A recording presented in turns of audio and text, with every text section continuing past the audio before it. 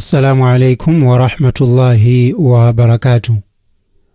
Pali utenga apa umene ukupita kwa amuna onse amene ali pa banja ndipo iwowa ali ndi ana akazi kuphatikizapo mkazi wawoyo ndi ena achikazi amene akukhala mnyumba mwake.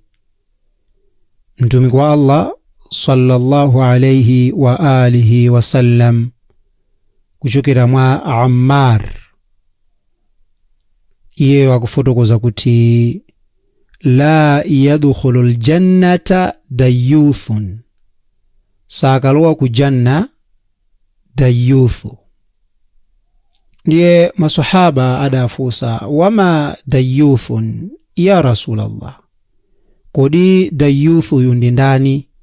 Eye mtumiki wa Allah, mtendere madalitso zipite kwa iwe. Qal, mtumiki anati alladhi yuyassiru au yuqirru as-su'a li ahlihi, mwamuna yemwe amalola amasangalala kuti zoyipa zichitike kwa akunyumba ake, kuyambira mkazi wakeyo, ana ake akazi ndi amene akukhala mnyumbamo amene ali achikazi. Ndiye pofotokoza maulama monga ngati Abul Hasan Ali ibn Muhammad al-Baghdadi adanena kuti ad-dayyuthu huwa alladhi yajma'u bayna ar-rijali wan-nisaa. Tikamati ad-dayyuthu ndi uyo munthu yemwe amasonkhanitsa akazi ndi amuna malo amodzi. Iye kukoza mwambo wonena kuti akazi ndi amuna akhale pamodzi. Kaya m'makomo mwathu mumakhala maparties, timawayitana anzathu, ndi mmene muchamapanga mix ndi ana athu akazi, amapanga mix ndi akazi, apanga mix ndi azibale athu akaziwo, mwamuna wake ndi ameneyo. Kapena iye uja ndikupezeka kunena kuti akukonza nikah, ndipo reception yake kumene kujanaka mixa akazi, iye unalolera zimenezo mwini nikah. Komanso ena mwa amuna amene ali makomiti ama nikah ndikumaka konzaso mwambo nena kuti akazi ndi amuna apange mix. Anthu amenewo ndi amene akunenedwa apa.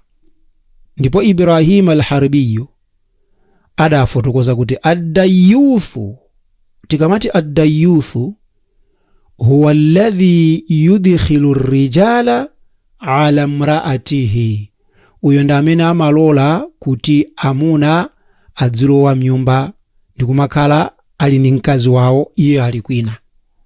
Kumalolera ndithu mwamuna ndikumakhala mnyumba ndi mkazi wawo oti si maharamu, iye ali kwina. Basi kuchoka kumusiya mkazi ndi brother wake wa iyeyu mwamunayo, ndikumusiya mkazi wakeyo ndi brother wakeyo mnyumba imodzi. Kapena ena wochokera kuchimuna amene ali azibale ake amamunayo ndikumamusiya ndi mkazi wawoyo mnyumba imodzi. Ameneyo ndi amene akuchita kuti dayyuthu. Wa qala Ibn Taymiyyah al-Harrani, ndipo Ibn Taymiyyah al-Harrani akufotokoza kuti huwa alladhi la ghirata lahu, ad-dayyuthu ni munthu amene alibe nsanje pa mkazi wake. Bal idha raa fi ahlihi shay'an lam yunkirhu, iyeyu ni munthu amene amati akaona china chake mwa mkazi wake, ana ake akazi, kapena anthu amene ali akazi amene akukhala mnyumbamo, chimene chili chosakhala bwino, lam yunkirhu, iyeyo samachiletsa chimenecho, iyeyo samanyasidwa ndi chimenecho, amasekerera. Awa ndi amuna amene amalolera akazi awo kuti adzole makeup ndi azituluka mnyumba mwawomo, kudzithira perfume ndi nkumatuluka mnyumba mwawomo.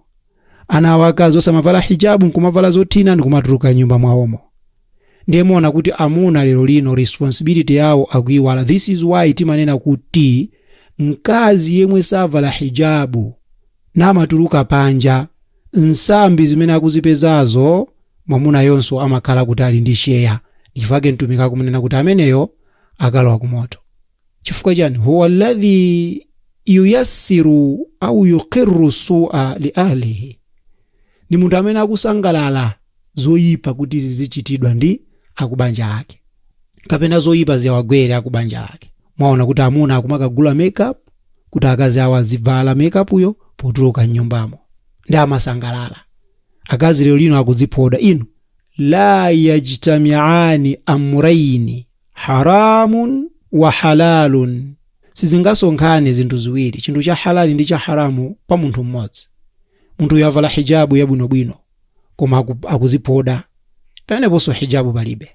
Ndiye tiyena abambo tigwire ntchito yathu. Ntchito yathu sikungobweretsa chakudya pakomo.